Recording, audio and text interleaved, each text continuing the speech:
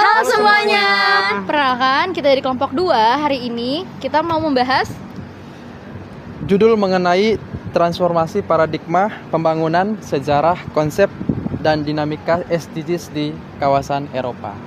Nah, sebelum masuk ke pembahasan, kita kenalan dulu nih. Perkenalkan, nama aku Hanayanti Oktavia Alam dengan NIM 2370750041. Saya Afriandi Zefaya Pangyutan dengan NIM 2370750035.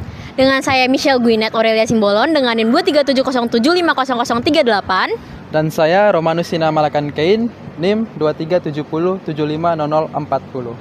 Oke, tetap stay tune ya teman-teman. Oke, bagian ini saya akan menjelaskan secara singkat latar belakang terkait judul yang akan kami angkat. SDGs hadir untuk menggantikan MDGs karena memiliki banyak kekurangan. SDGs hadir dengan cakupan yang lebih luas. Pada intinya, SDGs itu dia menerapkan 3 prinsip dimensi antara relasi yang terbentuk antara manusia, lingkungan, dan sosial.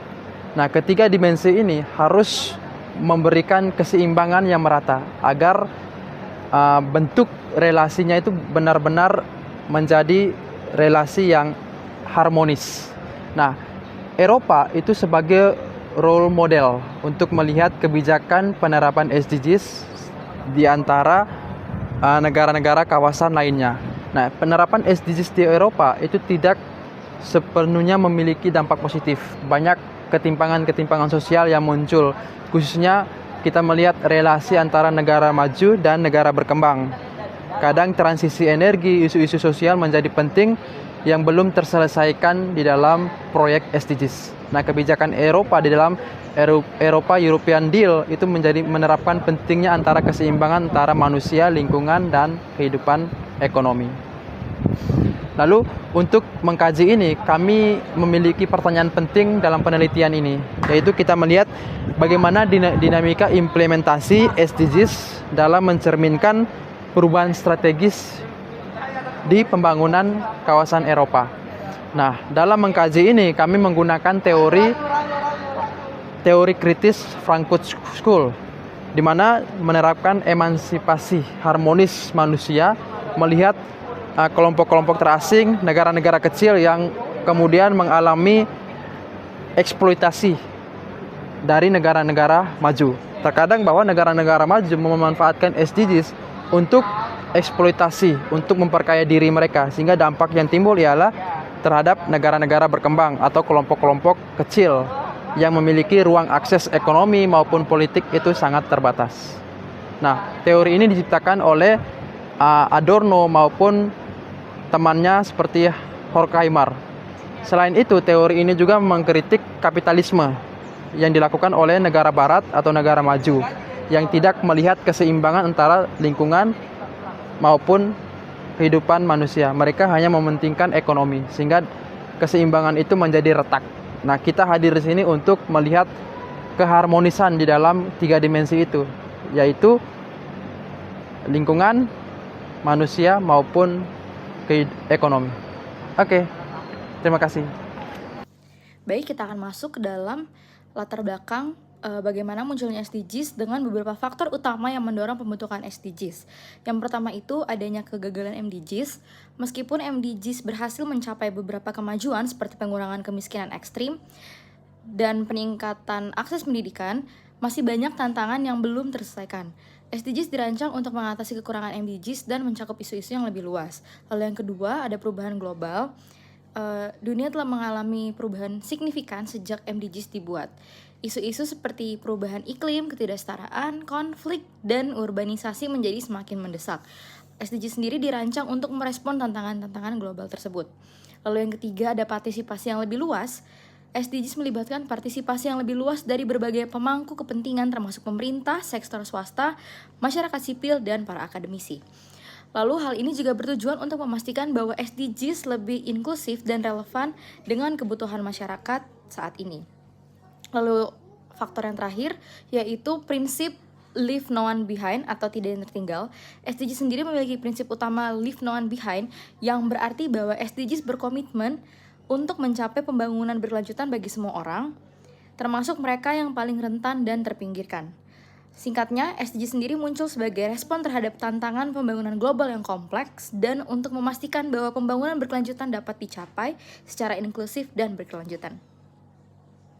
Oke, jadi selanjutnya saya akan menjelaskan kenapa Eropa ini bisa dilihat sebagai model kebijakan global dalam mendorong agenda SDGs. Pendekatan Eropa ke SDGs itu nggak berdiri sendiri, tapi terintegrasi ke berbagai sektor kebijakan. Jadi Eropa ini menekankan kalau nilai keberlanjutan itu harus masuk ke semua kebijakan, bukan cuma di satu sektor, misalnya kayak cuma di kebijakan lingkungan aja. Nah, jadi setiap kebijakan ini selalu mempertimbangkan keseimbangan antara ekonomi, sosial, dan juga lingkungannya. Jadi nggak cuma fokus ke pertumbuhan ekonomi, tapi juga ke dampak sosial dan kelestarian lingkungannya. Selain itu, Eropa ini juga punya kekuatan normatif dan diplomasi global yang cukup kuat. Lewat aturan dan standar yang mereka buat, Eropa ini sering jadi acuan global. Nah, mereka juga menekankan transparansi dan akuntabilitas. Jadi kebijakannya ini bisa diawasi dan dipertanggungjawabkan oleh Eropa. Nah, proses ini melibatkan banyak aktor, mulai dari level Uni Eropa, negara anggota, sampai sektor swasta, dan juga ke masyarakat sipilnya. Nah, kalau kita lihat mekanisme keberhasilannya, ada 4 poin utama. Yang pertama itu regulasi yang ambisius, ya, untuk membuat arah kebijakannya itu jadi semakin jelas dan luas. Yang kedua, ada pasar ikut menyesuaikan karena standar Uni Eropa ini sering dipakai secara global. Yang ketiga, ada pembiayaan publik dan swasta diarahkan ke inovasi hijau. Jadi kebijakannya itu nggak cuma wacana, tapi juga benar-benar didukung dananya oleh Eropa. Lalu yang terakhir itu ada kebijakan ini tuh punya legitimasi politik karena hasilnya itu bisa langsung dirasakan baik secara ekonomi maupun sosial. Nah, jadi bisa kita simpulkan kalau Eropa itu bukan cuma dukung SDGs aja, tapi juga menjadi contoh bagaimana kebijakan global itu bisa dijalankan secara terintegrasi dan efektif. Oke, teman-teman, sekarang kita masuk ke pembahasan dinamika dan pengimplementasian SDGs di Eropa. Nah, yang pertama itu bisa dibilang Uni Eropa ini mulai mengintegrasikan SDGs sejak tahun 2015 melalui Agenda 2030 PBB. Yang kedua, SDGs diadopsi ke dalam kebijakan makro seperti European Green Deal salah satunya, dan juga ada yang namanya European Semester untuk pemantauan kebijakan SDGs di negara-negara anggota di Uni Eropa. Nah, yang ketiga, fokus strateginya ini bergeser dari pembangunan sosial ke transformasi hijau dan digital, ya, di mana hal ini mencerminkan perubahan prioritas Uni Eropa pasca pandemi COVID-19. Kemudian Uni Eropa Voluntary Review 2023 menegaskan bahwa komitmen bersama antar negara anggota itu dalam mempercepat agenda 2030 SDGs di Uni Eropa. Kemudian faktor eksternal seperti COVID-19, krisis energi, kemudian juga perang di Ukraina, hal ini membuat perlambatan progres SDGs dalam bidang ekonomi.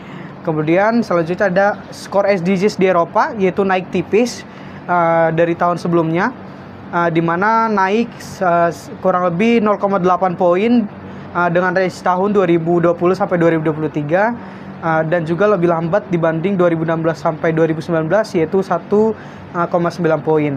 Nah, dinamika SDGs di Eropa menunjukkan kapasitas adaptasi kebijakan yang kuat dan konsistensi yang tinggi dalam menjaga komitmen pembangunan berkelanjutan. Kawasan Eropa ini dapat menjadi model implementasi global dengan pendekatan yang terukur dan kolaboratif antar negara. Halo semuanya, sekian penjelasan dari kita. Kiranya materi yang kita sampaikan dapat bermanfaat bagi teman-teman semua. Happy New Year!